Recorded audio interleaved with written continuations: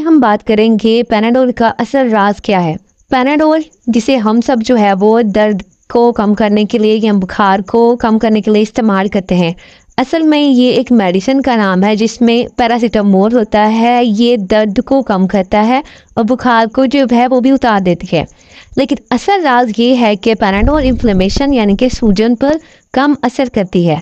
इसका काम सिर्फ आपके दर्द के सिग्नल को आपके जो ब्रेन तक पहुंचाने से रोकना होता है, जिससे जो है हमें सुकून मिलता है। तो पैनाडोल का इस्तेमाल इन चीज़ों के लिए होता है जैसा कि आपका हेडेक या सर दर्द, बुखार या फीवर, या आपके बैक पेन हो गई, कमर दर्द हो गया, या जिस्म में किसी भी हिस्से में दर्द है, एक यहाँ पे जो है वो हड्डी का या आर्थराइटिस का जो दर्द है उसको कम करने के लिए इस्तेमाल किया जाता है। लेकिन याद रखें, ज़्यादा पैराडोल खाना लीवर के लिए नुकसानदेह हो सकता है।